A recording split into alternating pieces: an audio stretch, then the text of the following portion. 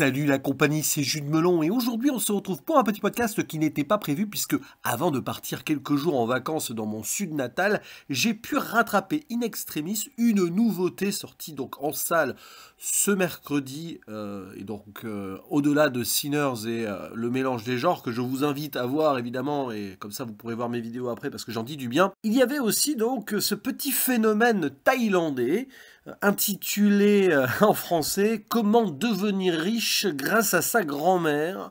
Le titre original n'a absolument rien à voir, c'est Lanma, qui veut dire en gros le petit-fils de sa grand-mère, qui a eu une petite réputation au-delà du cinéma grâce à une trend TikTok, qui est peut-être moralement douteuse d'ailleurs, mais je ne vais pas revenir sur ce point. C'est le premier long métrage réalisé par Pat Bonitypat, autant dire que je ne connaissais pas ce monsieur qui a travaillé avant dans pas mal de séries télé. Et jusqu'ici, le cinéma thaïlandais se résumait pour moi à Ong Bak, mais surtout à la filmographie d'Apichatpong Verasetakul que j'ai déjà bien exploré sur la chaîne, même s'il m'en reste quelques-uns encore à voir. Au casting, nous avons dans le rôle principal une star locale, Potipong Asaratanakul, qui est connu sous le nom de Bilkin aussi, et qui est chanteur, qui a fait des séries, bref, c'est vraiment quelqu'un qui est très réputé, et qui est ici donc dans un de ses premiers grands rôles sur grand écran, et à ses côtés des actrices et acteurs franchement peu connus, du moins à l'international. Et nous sommes ici face à une sorte de comédie dramatique qui semble quand même partir sur des principes assez habituels, quelques poncifs qu'on pourrait même retrouver dans certaines de nos comédies. D'ailleurs, pendant le film et durant son visionnage, j'étais en train de me dire « Ouh là là, ça, ils vont nous en faire des remakes. » D'abord peut-être aux États-Unis, parce qu'ils en sont les spécialistes, mais aussi en France. On risquerait d'avoir quelque chose dans ce sens ces prochaines années, je vous l'annonce. Mais alors, ce serait perdre vraiment l'essentiel et le principal d'une histoire qui ne se base pas que sur son scénario, qui est quelque chose de déjà vu et revu, bien sûr. Une grand-mère, voilà, va mourir à cause d'un cancer, et son petit-fils décide de se rapprocher d'elle, en fait, pour pouvoir toucher l'héritage. Je simplifie volontairement ici l'intrigue de base. Le gamin, bon, il doit avoir la vingtaine quand même, a quitté l'université, il espère devenir riche en faisant du stream de jeux vidéo, tandis que la mamie, elle est vraiment ancestrale dans sa façon de vivre, elle est croyante, bouddhiste probablement, et au niveau des origines, c'est passionnant. Et c'est là-dessus d'ailleurs que ça fait une différence peut-être intéressante pour nous occidentaux et qui rend le métrage passionnant et intense, alors que peut-être d'un autre point de vue, d'un autre pays, enfin ça dépend. Après tout, quel que soit le pays d'origine de ce genre de film, on aurait pu faire aussi cette même idée de différence de génération et aussi de provenance et d'héritage ou non de la culture. Mais là, l'héritage sur le papier est donc financier, il va être aussi sur les souvenirs et sur les relations générationnelles, et c'est ça qui fait la petite différence, parce que oui, on est sur une base de pathos potentiel où on voit très vite où ça va donc progresser avec ce jeune gars qui est très intéressé au début mais qui au contact de sa grand-mère va apprendre et voir aussi les choses changer de son point de vue. Il va devenir autre chose qu'un chichao, c'est le terme utilisé donc en dialecte chinois, cheo chiu, c'est très important, je vais revenir sur ce point.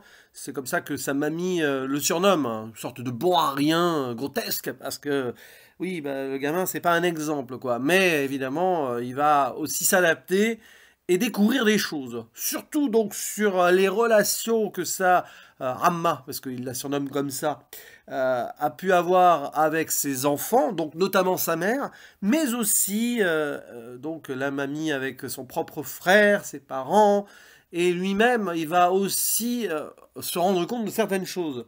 D'où le basculement final sur lequel je reviendrai dans une très rapide zone spoiler, parce qu'il faut quand même attendre là pour que ça sorte vraiment des sentiers battus. Certes, sur le contexte, les dialogues entre le petit-fils et sa grand-mère, etc., il y a des subtilités qui sont passionnantes, mais sur le reste, c'est vrai que ça traîne un petit peu dans certaines facilités, disons, qui sont pas forcément tout le temps cinématographiques. Disons que ça aurait pu être très bien en série télé par moment. Attention, ce n'est pas un reproche ultime que je fais là.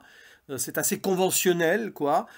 y compris dans l'utilisation de cette musique, moi qui m'a gavé un petit peu parce que elle essaye de souligner les moments du quotidien, voire le pathos par moment, et elle n'est pas forcément nécessaire.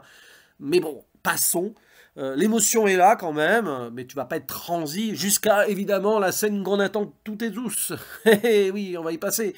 Mais bon, il y a cette construction-là qui fait que quand même sur un peu plus de 2 heures, à certains moments, tu te dis, allez, il fallait peut-être aller plus à l'essentiel, tout en gardant justement le focus sur les subtilités. Mais à certains instants, on va un petit peu trop étoffer faussement l'intrigue là sur l'appât du gain ou les problèmes d'argent ou l'envie d'argent. Il y a un côté sur le capitalisme là où ça réfléchit beaucoup. Mais la grand-mère elle-même, hein, au début, il y a quand même un truc qui est assez étonnant, c'est que bon, ils visitent une sorte de cimetière, hein, le temps d'une célébration religieuse locale. Et la mamie dit, bah moi j'aimerais être enterré avec un magnifique terrain pour que vous puissiez tous venir me voir, sauf que ça coûte de l'argent et tout. Et visiblement, les enfants ne sont pas très très chauds à l'idée, et puis le petit-fils s'en fiche en fait. Hein. Et c'est à ce moment-là qu'elle tombe, sur une tombe d'ailleurs. Hein. Vous voyez le processus narratif ici dans l'écriture, et ça annonce la fin. Diagnostic, cancer en phase terminale, elle n'a plus que quelques mois ou maximum 1 an à vivre, donc derrière, ben, il faut s'occuper d'elle. Elle va peut-être pas refuser la fatalité, mais au début, on va essayer quand même d'y croire un petit peu. Et puis, elle se rattache à cette déesse qui a pris, voilà, qui, on comprend pourquoi, a pris de l'importance dans sa vie à un moment clé d'une souffrance personnelle. Je reste vague, ce qui lui a fait changer ses habitudes. Et derrière, bon, oui, il se passe des choses, quoi. Mais cette idée sur l'argent, l'argent, l'argent, l'argent, qui corrompt peut-être aussi le cercle familial, c'est ça le propos, j'imagine, du métrage. Mais ça peut être un peu lourd. Quand bien même, ça peut montrer aussi certaines réalités. Et pas que, donc dans ce contexte, j'ai envie de dire sino-thaïlandais. Oui, j'ai dit sino parce que la grand-mère, à la base, elle est chinoise. Chinoise Thaïchu qui, visiblement, alors peut-être ses parents, hein, ont immigré en Thaïlande, donc elle parle le thaï, mais aussi ce dialecte que le petit-fils ne comprend pas. Pourtant, lui, il a ses origines, et toute la famille est consciente de ces origines-là. C'est très très intéressant, ça. Parce que, oui, il y a une communauté chinoise assez forte en Thaïlande, et donc là, elle vit un petit peu dans un quartier, hein, la grand-mère, où il y a des maisons typiquement chinoises.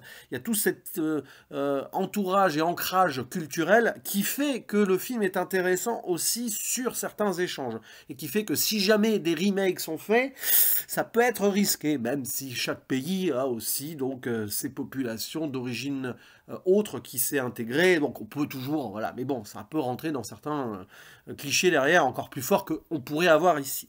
Et donc après, évidemment, le film va fonctionner surtout sur la relation entre M, donc le petit-fils, et Amma, la grand-mère, son évolution certes très télégraphiée, mais ok d'accord, on apprend aussi par rapport aux 3 enfants que la grand-mère a eu, donc évidemment la mère de M, que celle-ci justement était la moins préférée par rapport aux 2 autres fils, ce qui fait que peut-être par répercussion le petit-fils est moins considéré par la grand-mère, mais attention, il faut se méfier des apparences, c'est un peu l'histoire du film aussi. Et donc derrière, on voit surtout le quotidien, c'est ça qui est intéressant, de comment s'occuper d'une personne âgée. Le film rappelle que nos aînés, il faut les accompagner et ne pas les oublier et les laisser dans la solitude ou dans les affres de la maladie. Et pas que uniquement parce que, oh là là, l'héritage. Non, là, le film est très humaniste sur ce point. Et on a beaucoup à apprendre de nos anciens, tout simplement. On a aussi à apprendre des jeunes générations. Enfin, c'est un échange perpétuel, hein, c'est ça la vie. Et donc, l'avoir près de sa déesse, vendre son riz bouilli, notamment le dimanche, le kanji, je crois que c'est ça le terme, et aussi son côté un peu mystique, notamment les fantômes, hein, les histoires de fantômes comme ça, et on voit que le petit-fils est très réceptif malgré lui, enfin il a oublié qu'il était plus jeune, et en fait cette idée de mémoire par rapport à quand il a été enfant, c'est un nœud principal du film qui va avoir une résonance sur la fin. On comprend que finalement, la grand-mère et le tout petit étaient beaucoup plus proches que par la suite. Et donc là, il y a un nouveau rapprochement qui fait qu'on monte en émotion au-delà de l'artificialité potentielle de l'arrivée de la mort, donc potentiellement le deuil, il faut s'y préparer, tout ça. Il y a quelque chose de plus passionnant en filigrane. C'est pour ça que le film passe à côté du chef-d'œuvre de peu, peut-être, enfin, du chef-d'œuvre, du grand film. Ça reste un très bon film, hein, voilà. Mais c'est vrai que quand tu arrives à un moment où l'inéluctable, forcément, se déploie sous nos yeux, tu te dis, ouais, allez. Mais en fait, c'est ce qui se passe après qui va être important. Donc, légère zone spoiler, pouf. Oui, la grand-mère meurt. Scène, évidemment, qui va vous faire tirer les larmes. Parce que si vous avez un cœur, c'est triste. Et vous avez peut-être déjà connu ces moments-là. Et à ce moment-là, bah oui, j'ai pleuré. Même s'il y a une partie de moi dans mon intellect qui me disait, ouais, bon, voilà, on te prend par la main avec la musique et tout, oh là là, vas-y, pleure, pleure. Mais oui, bah tu pleures, bon. Mais par contre, derrière, enfin, le film prend un risque, on va dire, un peu plus formel, si vous voulez, et dans sa narration. Le petit-fils apprend d'un coup de téléphone que la mamie lui a laissé de l'argent sur un compte. Il est très étonné, hein. Bon, avant, il y a toutes ces histoires d'héritage ou non-héritage. Il y a une scène très dure, notamment dans une maison de retraite, où la grand-mère voit son frère qui refuse de lui donner le moindre argent, que pourtant, c'est elle qui s'est occupée des parents. Enfin, bon, c'est vraiment, on sent qu'il y a une injustice, toujours, encore, autour de l'argent.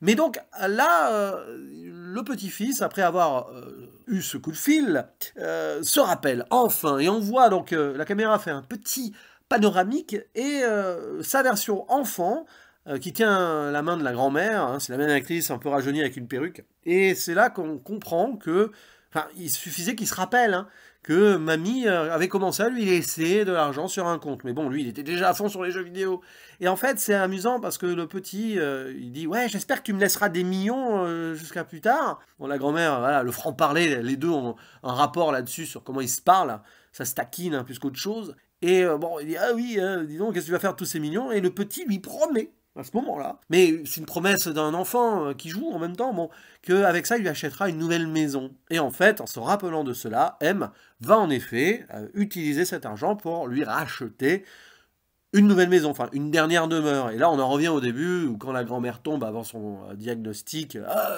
j'aimerais être enterré dans un bel endroit, et ben en effet, il lui offre un magnifique terrain. Donc finalement, l'argent hein, va au bout, on lui offre une dernière propriété qui est paradoxalement et tristement, ironiquement, hein, plus belle, plus grandiose peut-être sur le plan voilà, financier, de classe, si vous voulez, que sa demeure, qui était quand même toute petite, mais bon, très fonctionnelle. C'est comme si on lui offrait quand même une dernière chance d'élévation sociale lors de l'élévation vers son paradis après la vie. Bon, vous faites ce que vous voulez de ce message-là, peu importe. Elle a enfin obtenu ce qu'elle a pu, mais après la mort. Mais comme elle croit, hein, voilà, elle était très proche d'une certaine religion bouddhiste avec sa déesse, une déesse qui a sauvé la vie de son fils, hein, c'est pour ça, en gros, qui était malade, l'un de ses fils, je crois que c'était son fils préféré, celui qui est devenu boursier, qui ne jure que par l'argent aussi, mais bon, c'est pas si simple, hein, finalement. Eh bien, oui, c'est grâce à cela qu'elle s'est élevée spirituellement, et au bout, finalement, elle a sa récompense.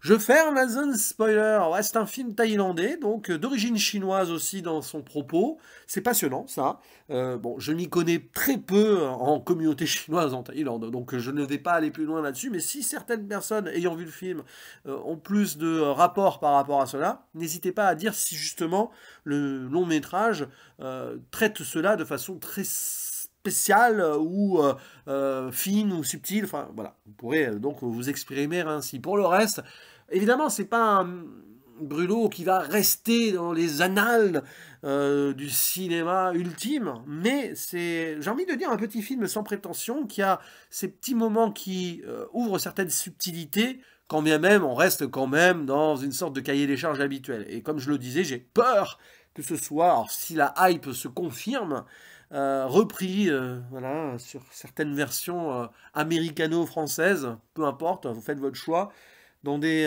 relectures ces prochaines années. Parce que là, vous tenez quelque chose, quoi, qui peut faire de la comédie dramatique populaire. Et attention, attention, attention. J'espère avoir tort, hein, mais bon, si dans 4, 5, 10 ans, vous retombez sur cette vidéo, vous dites « Ouh là là, t'as été visionnaire !» Non, j'ai pas été visionnaire, j'espère pas en tout cas. N'hésitez pas à dire en commentaire ce que vous pensez de ce film, on en discute. Allez voir Sinners et le mélange des genres aussi, parce qu'il y a beaucoup de choses à questionner sur ces œuvres cinématographiques, et je vous attends en commentaire partout d'ailleurs. Hein. Voilà, les échanges, c'est ça qui est le plus important. Pas les vues, pas les likes, on s'en fiche de ça. Mais donc les discussions qu'on peut avoir. Allez, je vous dis à la prochaine. Ciao.